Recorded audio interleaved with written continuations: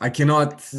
I I don't. I have no idea. I'm curious how they're going to be able to manage that. Yeah, I we'll saw there see. were two different vaccines that had different methods of transportation and like of I guess just conserving them until they provide it to the people. The other But thing is we don't really know the long-term impacts of the vaccines. sure, That's a scary part. So, or of COVID for that matter. So I'm just avoiding it completely. it's yeah, you're right. It's a true experiment. Yeah. So Tim, just 2 seconds. Let me. I mean, I shared with our guys the deep respect that I have for you and who you were as a player, as a coach. I forgot to mention just one very interesting story. I don't want to bring up that specific year, but in 2009, when Oklahoma at the time had the the most successful season in its history, uh, Team Siegel and his team beat us 3 times, and I will never forget how merciless you guys were with us. But But do you want to bring up the fact that you won the fourth one though? no, no. We got very lucky there, very fortunate. So I'm very well aware of that. Uh-huh. But no, the guys know you are a phenomenal human being. They know, like I said, who you were as a player, who you were as a coach, what you've done at Texas Tech, and how impactful you were towards the team. They also know your story, the life story of your family, and with Luke. And I'm wearing it here, and like we have our team. Like I think 2 or 3 years ago, we were very much in tune with everything going on at the time. We paid close attention to all the updates you were providing, and I had the guys. I showed them the video. I've showed the video to this team as well, so they know the life story. They know all the challenges you've been through, and we're very much inspired by what you're doing. And incredibly, and to this day, I'm so moved. I've from a father standpoint, I've what you're doing, what you've been doing. I think it's absolutely nothing short of impressive and inspiring on all different assets and fronts. And I'm very humbled and thankful for you to take the time to talk to the team and share with them your thoughts. And I've there's one of our professors on our one of our advisors and a professor here in the School of Business, and I wanted to have as many people listen to what you have to say, because I think it's incredibly valuable. So I just wanted to thank you and just give you the floor. Okay. Well, listen, I appreciate it very much, and for those of you that didn't know this, but I really wanted your coach to be one of my players at Texas Tech years ago, and a lot of respect for what he has done. He's gone through from being a great player to an assistant coach, and obviously done a great job with you guys. Although I have not been involved in college tennis since 2015, I still follow it, maybe not as closely as I have in the past, but I'm impressed with what you guys are doing out there, certainly. Um, so I have, do you have the handout? Did I ever send you the handout, Sylvia? A handout. Well, Maybe I you have, have. okay, well, let me just tell you this, guys. I will send Coach two things. I will send him our Team Luke Hope for Minds bracelet, and then I will also send the handout, which I'm about to speak about. That way, you guys can have this and look at this and think about what I've said instead.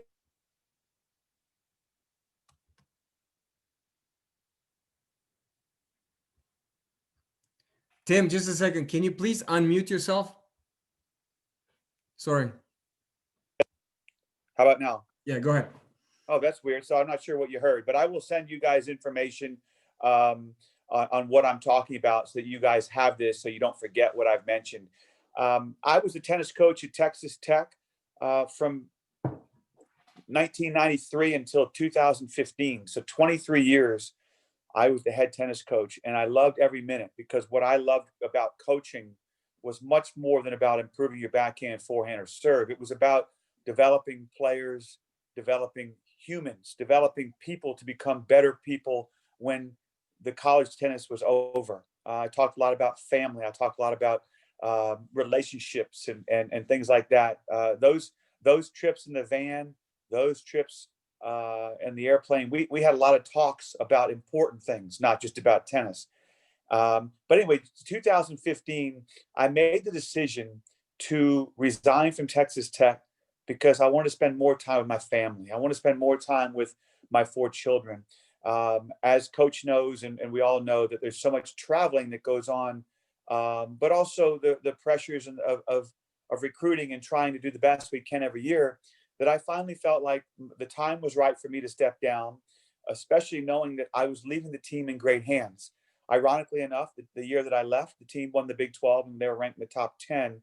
But I was proud of that, because that was, I guess in some ways, that was certainly my team, but it was also an opportunity to leave the team in good hands, to leave the team in good standing. And I think that's very important.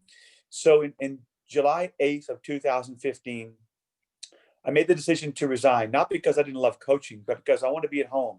And I made the decision to do what most coaches would never do, and that is to go from college to middle school and high school. And the reason I did that is because I wanted to make an impact on high school, middle school tennis players who really weren't good tennis players, but hopefully could become good people. And the main reason I did that was my son Luke at the time was 9. And so I figured for 8 years, I would coach middle school and high school tennis. And then after that, we'll see. But I would have 8 years with my boy and my 2 girls. At the time, my Luke was 9. I had a daughter 11 and a daughter 12. So those 3, I felt like it was a great time for me to spend time at home. That was July 8th of 2015. 20 days later, I was at the high school coaching, and I received a phone call. And the man on the other line said, Luke has been in an accident. And after a couple of minutes, I realized he wasn't joking. And I said, how bad is it? He said, I think he broke his nose. So I hurriedly got into the car, drove about 5 miles, and I didn't drive maybe as fast as I should, because looking back, and I'll explain why, but as soon as I arrived at the scene of the accident, the ambulance was just taking off and the helicopter was hovering above. And I rushed over towards the ambulance, and the fireman told me, just go to the hospital. So I went to the hospital. My wife met me there. And about 2 minutes after we were there was a lot of chaos in the emergency room. The gentleman takes me and my wife into the room and says, listen, the golf cart that Luke was on landed on top of Luke's chest. Luke suffered head and chest trauma, and he was in cardiac arrest for 7 minutes. So a far cry from a broken nose. He was really gone for 7 minutes. My wife and I were in shock because of what we were told and what we just found out. I remember waking up about, I don't know how many minutes later, with an oxygen mask in my face, because I couldn't believe what I heard. I guess I went into some sort of shock. The first 7 days, we did not know if Luke was going to make it. The golf cart that Luke was on was a friend's golf cart. It was a golf cart that was modified, and it was heavier and taller and faster. And so I knew that it was serious, but I never realized at the time even how bad it was. My wife is a nurse practitioner, and which was great and bad at the same time. She knows a lot, which was tough for me because I would ask her questions all the time. After 7 days of staring at monitors, of wondering if Luke was actually brain dead, all these things that went through our head, finally, day 7, Luke had 3 brain surgeries all within a few hours. And after the third surgery, it was about 1 a.m, I asked the neurosurgeon what he thought. He said, well, I'm out of options. There's nothing else that I can do. And at this time, I don't know if he's brain dead. The next day, it was about 3 o'clock in the afternoon, and one of the other doctors asked me if Luke liked music. And I said, next to sports, music is his second favorite passion. He said, do you mind if I play the ukulele? And as he began to play the ukulele, we saw on the monitor brain activity. It was the first time in 8 days that we knew that there was some brain activity. We spent 44 days and 8 operations in Lubbock, Texas. We were then transferred by airplane to Cook Children's Hospital in Fort Worth, where we spent 4 months. But 5 days after we arrived in the hospital, we were in a small conference room with nurses and therapists, and then the neurologist. And the neurologist at the very end said, I hate to be the bearer of bad news, but this is Luke's brain. And he showed an iPad of completely white. He said, Luke's brain is globally damaged. He will never use his limbs. He will never use his voice, and he should never open his eyes based on the MRI. Everybody walked out of the room. My wife and I were there sobbing, couldn't believe what we heard. I was convinced, though, that that was not going to be the end. The only thing I asked the doctor before I left was, have you ever seen a child improve based on the MRI that you saw? He said, yes. And I said, that's all I need to know. And the reason I asked that is because I knew my son was different than most. My little boy, age 7, 8, 9, was unlike most any 7, 8, or 9-year-old boys I've ever seen. He loved sports with a passion, but he loved to compete as much as he loved anything. And more than even competing, he loved to practice. I assume every one of you on this call loves to compete against the Harvards and the Browns and any school in the country. But do you love to practice as much as you love to play? Well, Luke loved to practice. He loved baseball and football, and we threw the football or the baseball every single day. He was not only a fan of competing, but he was a fan of following sports. I'm a fanatic. I'm a huge sports fan. And Luke and I shared that every day, talking sports, watching sports. He knew every player and every team and every sport. And he learned a lot from me because he was around my tennis team at Texas Tech. He knew that I liked players that were blue collar, tough, hard nosed tennis players. I didn't like excuses. I didn't like any reason for my team not to be successful. What I also understood, and I think that I conveyed this to my players, and I hope that you all feel the same way, is that, in order for a team to be successful, the team chemistry has to be strong. That the fact that the players early on, I would mention the players needed to play for the double T, the Texas Tech, on their shirt. But I quickly realized it's much more than that. It's playing for the players, your teammates, the players next to you on your right and your left, that you don't want to let them down, that you want to be a part of their success by giving everything that you have. And one of the reasons I bring that up to you now is that I learned and I remembered all those things that I talked to my team about, because what I'm going through right now, I am going through the very same things that I told my team to not let overtake them. For example, adversity. Obviously, what I'm going through is much more severe and much more devastating than a 4-3 loss to Princeton, a 4-3 loss in our case to Texas or Baylor or Oklahoma. I used to think that was devastating. Well, I've learned quickly that this injury, this accident to my son, has put a lot of things in perspective. After Luke spent 4 months in Fort Worth, eventually the doctors told us that Luke wasn't making enough progress. They needed to go home because he would improve more at home. I wasn't sure if they were giving up on my son, but ultimately I felt like it was probably the right thing, because five months in the hospital is very tough.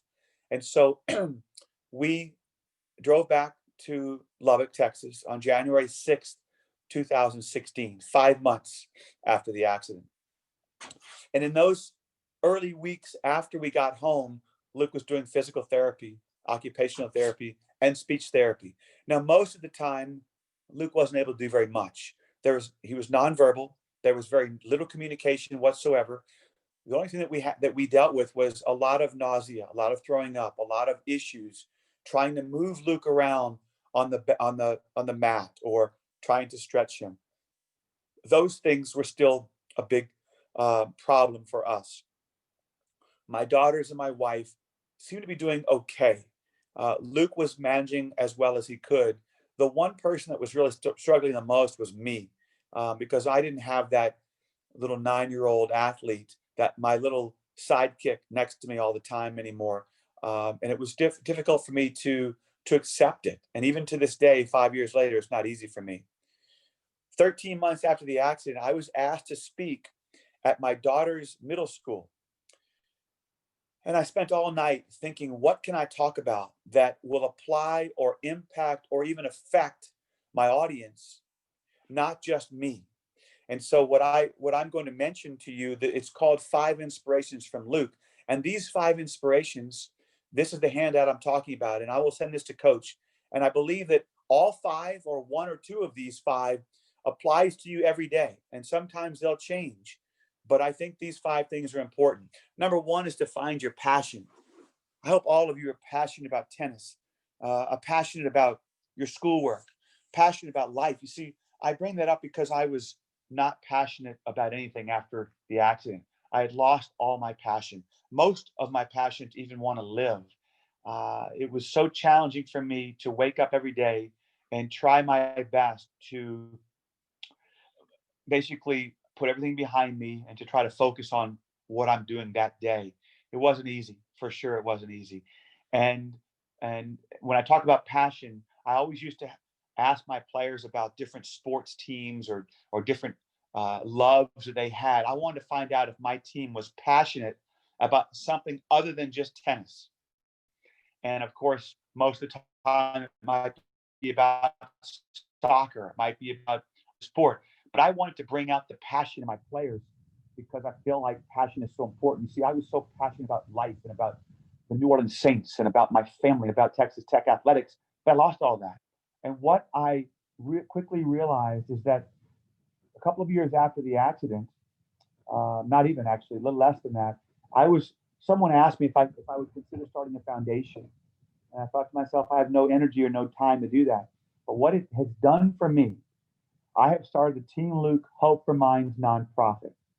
So Team Luke, the shirt the Coach is wearing, that was originally our first, I guess, idea of putting all of these thoughts into a foundation called Team Luke. But in January of 18, we started the Team Luke Hope for Minds nonprofit. I merged with another nonprofit called Hope for Minds. And Team Luke Hope for Minds has now become my passion, my calling, my responsibility. In some ways, I'm still coaching. I'm just coaching a different team, and that team is Team Luke Hope for Minds. Our nonprofit supports children after brain injury. We have given out over $600,000 to families all over the country. Families with children who have suffered brain injuries like my son from a golf cart or an ATV accident, an accident at home, car accidents, and the one that we see far too often, the non-fatal drowning. Just yesterday, I spoke to a mom whose son nearly drowned. And every single week, at least once or twice a week, I speak to families, I speak to parents to try to give them hope that your son or your daughter can and will make improvements. We've all been told that the brain doesn't heal. That's incorrect. The brain does heal. And I will give you examples of how my son has improved in just a few minutes. So number 1 is to find your passion.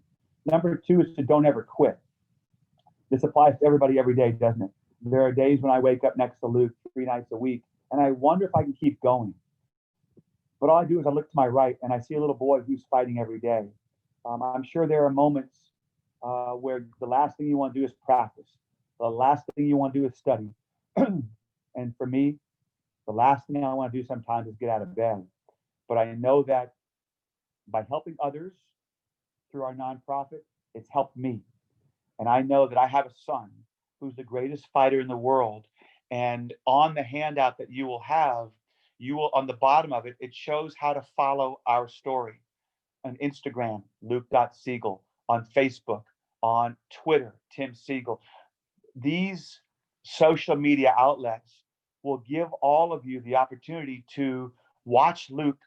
And when you're feeling down, when you're feeling like you just are too exhausted, that you're mentally struggling, you watch a video on Instagram of Luke doing something that may take 45 minutes and it may take you a second. And maybe that will change your mindset. It'll give you strength. It'll make you realize that there's no reason to ever feel down because you've got your health. It will make you realize that you should never take anything for granted, because we certainly don't, and we never have since July 28, 2015. Don't ever quit. I feel like there are teams out there that when I was coaching, that it was very easy at times for a player to either feel down or feel like I just can't do this.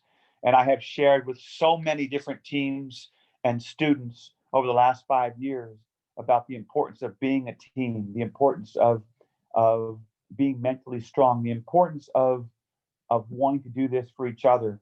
And maybe when I send you all these bracelets that I wear every single day, that when you're playing next spring, whether that bracelet's on your left hand, your right hand, or in your tennis bag, that maybe when you look at that bracelet, that will give you added strength, that when you're down 4-1 in the third, that you'll realize there's no way I'm giving up. The third one is to lean on friends, family, coaches, siblings, parents, faith. You see, I leaned on no one after the accident. The phone would ring, the doorbell would ring. I wanted nothing to do with anybody. I couldn't come to terms with what was happening.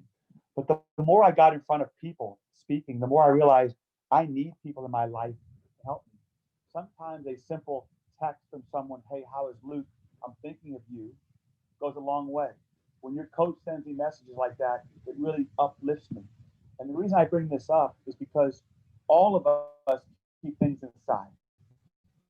And to me, I have hurt my family and my relationship with my wife or with Luke by keeping things inside. And so my message to all of you is when you're struggling, share with someone, someone that you trust, because it's not healthy to keep things inside. At the same time, when you see a teammate of yours just down, just not having a good day, a simple, hey, you doing okay, goes a long way. So not only do you not want to keep things inside, when you notice someone is struggling, you can be a great teammate by just being there for your teammates. Whether you believe it or not, all of you have the ability to lead. Whether you have a captain next to your name or not, you all have the ability to lead. And one of the ways you can lead is just by simply being a great teammate. And I just gave you a great example of that. The fourth one is to be careful, make good choices. I think all of this, for me, Luke, is difficult because Luke was on a golf cart at a friend's house. We did not know that they owned this golf cart. The fact that 2 9-year-old boys were left on a city street unsupervised is something that I deal with every day. And one of the things that I hope that you all don't deal with that I do, and that is anger. Anger is not healthy either. And when you're playing a tennis match and you get so angry that you can't even listen to your coach, I have been in those situations as a coach, but also now with me, that I'm trying my best to put away or put aside the anger that I have towards this family. Because in some ways, I don't look at this as an accident. I look at this as negligence. But I know this, I can't continue to go backwards, and I can't focus too much on what's going to happen in the future. I've got to focus on today, living in the moment. And I think that's important. As a coach, we always tell our players, forget what just happened, a bad call or a missed shot on set point. Listen, live in the moment. Do not let those things distract what you're trying to do. When I talk about making good choices, I used to tell my tennis team, wherever you are representing Texas Tech, and you never know who you're going to run into. And one example is our team was on the airplane, and our Brazilian boys at the time were speaking Portuguese. I got a phone call the following day from my athletic director that one of the women on the plane understood every word they were saying because she spoke Portuguese. And so the message that I told my team is, wherever you are representing your university. That includes when you're home in Europe, wherever you are all so blessed to have a great coach and to be a part of an incredible education. What an amazing university that you all are part of. Don't blow that by by forgetting what you're supposed to be there for. The fifth one is to have faith. Without my faith, I couldn't do what I'm doing in front of you guys. I couldn't get up in front of thousands of children at their school. My faith is tested, obviously, every single day, but I also know that I couldn't survive without it. There are a couple of quick little stories I want to share with you that I believe will make an impact on you guys.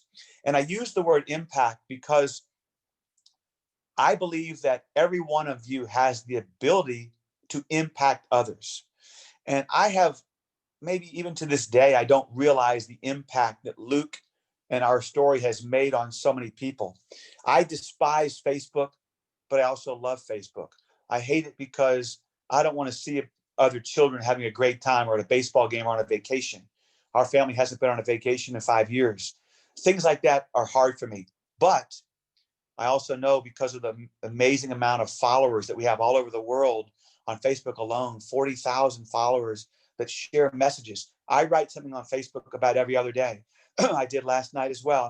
And I write to kind of, maybe to help others and be transparent enough, because I know every family goes through something. And so that's been helpful for me. But when I talk about impact, Luke has made an impact on a lot of people. I have been told by so many in this wonderful city of Lubbock, Texas, a city of 250,000 people, where almost every single person knows about Luke. When I'm walking down the street with Luke, I've had people stop me and say, "Hey, I want you to know that we are praying for your son and that you have changed the way I parent my son." Things like that happen to me all the time. One day I was driving around town. It was about 14 months after the accident, and I was really having a hard day driving around aimlessly all over town. And I ended up at a grocery store called Market Street, about a mile from the accident, which was strange because I never wanted to be anywhere near the scene of that accident. And so I never went to that store. For some reason, I guess I could say that my car somehow drove in that direction. But I parked far away from everybody else. I didn't want to be around anyone. And when I parked my car, I was far from everybody, and I had my head down. And as soon as I was thinking about things, I had my head down, and all of a sudden, I get a knock on my window. Startled me. And the man said to me, "I'm praying for you, 1 foot in front of the other." And he walked away. 1 foot in front of the other is probably the most cliche thing you can say. But you know what it is? It's now become my motto. It's now become, in some ways, who I am. Because we all take for granted that we can put 1 foot in front of the other. There are days I don't know if I can do it because I feel paralyzed. But I also know that I pray that one day Luke will be able to put 1 foot in front of the other. That to me was unbelievable when I heard from this person. He didn't even tell me his name. He just walked away. The other quick story is I was in Arlington, Texas, where the University of Texas Arlington is held, where their university is. And my daughter at the time played basketball, and we were in the gym in Arlington. And I've never had anyone walk right past us without at least acknowledging us, or without at least maybe a sympathetic hello, or "How's your son?" or "Can I pray for your son?" This woman walked right past us with her head down. 5 feet after she turned around and she said, "You were chosen for this." And then she walked away. Same thing. Didn't tell me her name, didn't even look at me, didn't even acknowledge Luke. But she said to me, "You were chosen for this." And maybe in some ways I am, because as a former tennis player, professional tennis player, college tennis coach, all of those things have maybe given me the strength and the ability to handle what I'm going through every single day. Those two things were part of a book that I wrote called "It's in God's Hands." It basically shares the story of what I've gone through. That book is actually on Amazon, and I think I wrote that book to share our story and our journey, but also to give hope to families. And I use that word hope a lot. I used to hope that the Saints would win, Texas Tech would win. Now that word takes on a different meaning for me. I hope that I can help others. I hope that Luke will get better. I talked to you about impact. There's another word that I think is important, and that is inspire. Um, I'm sure that your coach inspires you to play the best tennis that you can play. I've also learned that Luke has inspired a lot of other people around the world, but also there are people in the world that have inspired Luke and continue to inspire Luke. I don't know how many of you on this call know much about professional football in the States. Not football that you guys are used to, but football that we play, the NFL. Drew Brees is the quarterback of the New Orleans Saints. I'm from New Orleans, and the Saints are a passion of mine for the last 50 plus years. I started watching the Saints at age 6, and I'm 56 years old. So the Saints are important to me, but they are also important to my son. And we made a deal that we were going to always watch the Saints play every year in the Superdome in New Orleans. And we made it to 3 games, but we missed in 2015 because of Luke's accident. But the quarterback of the Saints is Drew Brees. And when the accident happened, I reached out to the Saints and asked if they would have Drew Brees send a video to Luke. I was in Luke's room in the hospital about a week after the accident. And the video comes up from Drew Brees and it says, "Hey, Luke, I'm praying for you. I want you to know I can't wait for you to be in the stands cheering for the Saints." Well, in 2016, I took Luke and the family to New Orleans to go to practice and to go to the Saints game. And Drew Brees came over to Luke and said, "Hey, buddy, I'm praying for you. I'm going to throw you a ball one day." The following year, we did the same thing. And this time at practice, one of the players asked Luke to go into the end zone because Drew told him that they wanted Luke in the end zone, and one of Luke's friends who joined us on the trip. Drew Brees threw a pass to the boy in the end zone who handed it to Luke. So Drew Brees did what he said. He was going to throw Luke a ball. And after that, he came up to Luke and he said, "Luke, after we beat the Bears, I'm going to get you the game ball." And that game ball is sitting in Luke's room right now. So Drew Brees has meant so much to us. He came to Lubbock a couple of years ago to do an event for us. I speak to him by text regularly. We care so much about Drew Brees. And I think what happens is we put athletes on a pedestal sometimes without knowing what or who they're really like. Well, Drew Brees is something special because he cares about Luke and asks about Luke all the time. There's another guy that you might know, Patrick Mahomes, the quarterback of the Kansas City Chiefs, Super Bowl MVP, an amazing person. He was the quarterback at Texas Tech, and Luke knew him before the accident. And of course, Patrick Mahomes keeps in touch with me, asks how Luke is doing. But when you come back to the States, or if you guys get to watch this on TV, Patrick Mahomes has never played a football game for the Chiefs without wearing the Team Luke Hope for Minds bracelet on his right hand. So every single game he plays, and he never takes it off. Even on all those State Farm commercials that some of you may have seen, he never, ever takes the Team Luke Hope for Minds bracelet off. So someone like Patrick Mahomes is inspired by my son, which is hard to believe. I know you guys know the next few names I'm going to mention. Andy Roddick did an event for us. Andre Agassi, one of the greatest tennis players of all time, raised money for us in an event. We had Nick Bollettieri come to Arkansas to do an event. John Isner came last year to do an event for us, and we keep in touch with John quite a bit. There are some other guys that you might have heard of. Rafael Nadal, Djokovic, Federer. All 3 of those players have sent videos to Luke.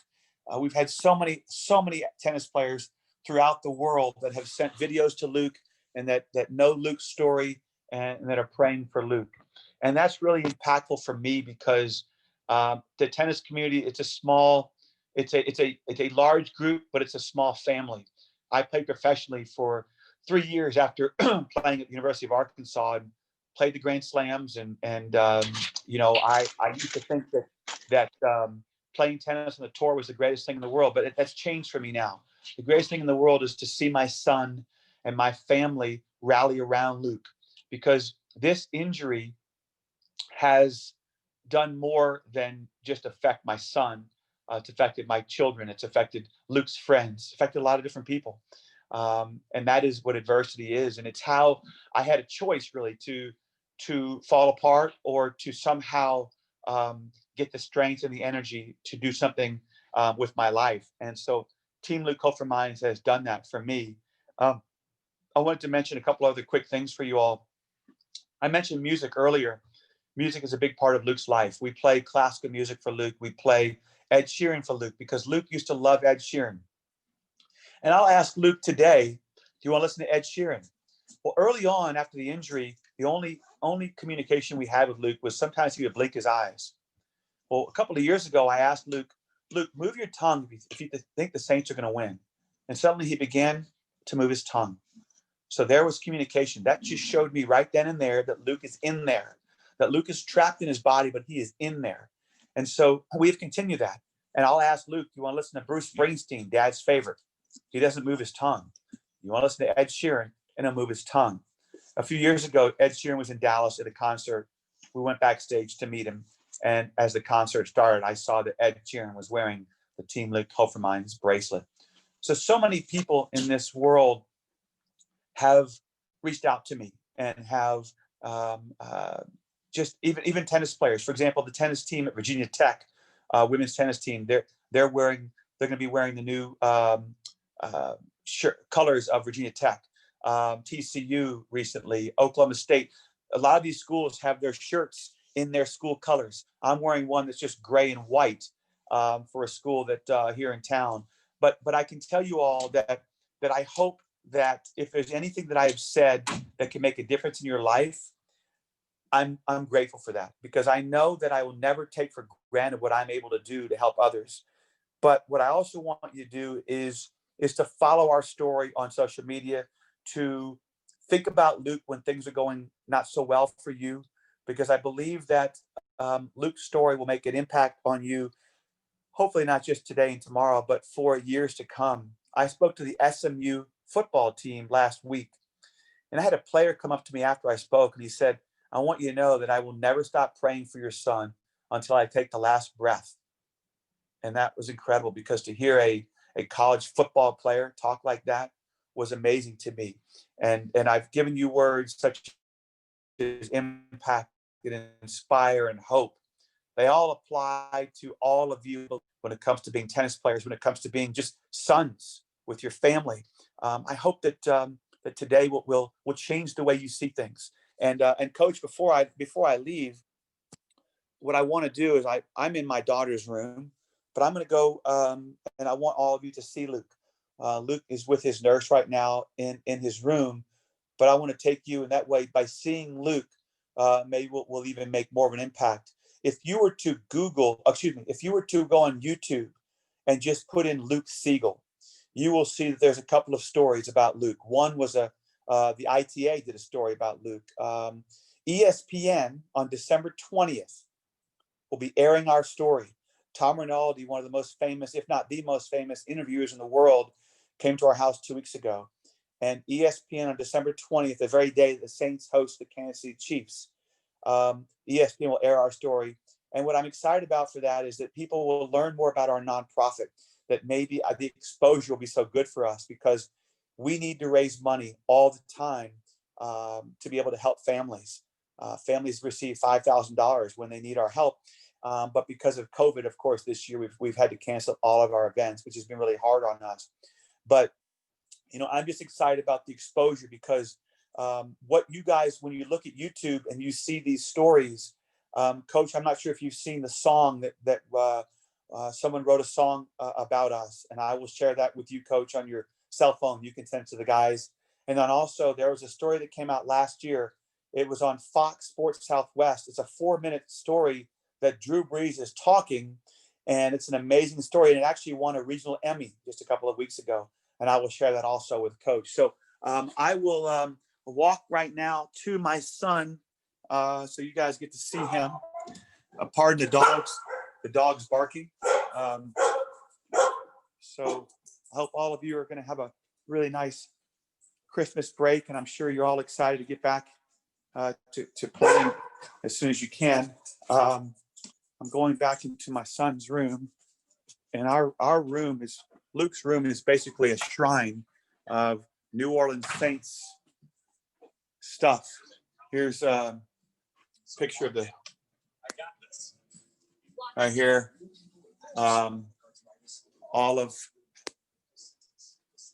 There's the game ball right there. There's a game ball that Luke got.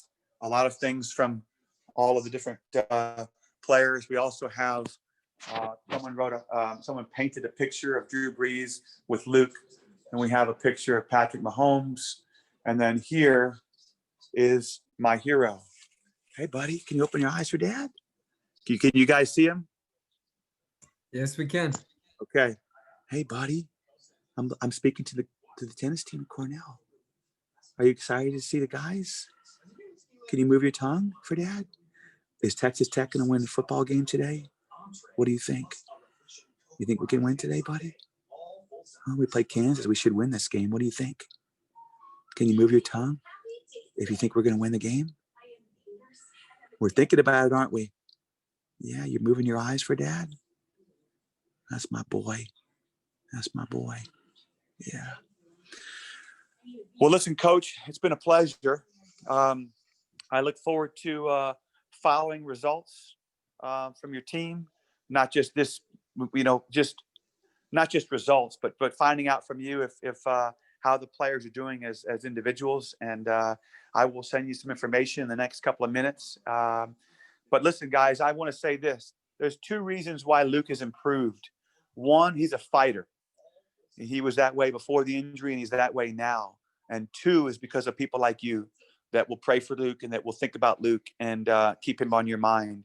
And I think those two things are what's carrying Luke even today. So, Coach, thank you very much. I hope that you guys will have been impacted in some way. I would love to, if any of you have any questions about anything, or Coach, just let me know. I'd be happy to answer one or two. Tim, just look, you are one of the most inspiring human beings I know, and I appreciate you taking the time to share all of these stories with us. And I marveled at your strength and at your love for your son, and it's something incredibly beautiful and truly, if you say impactful, there's nothing more impactful that I've ever witnessed in my life. So thanks for sharing your story, and just like many thousands of other people, we do think of you, we do think of Luke, and we do think of your family all the time. So I appreciate you being on the call with us, and You bet. looking forward to talk to you soon. Great. Thanks a lot. Take care, guys. Take care. Bye. Thank you. Thank you.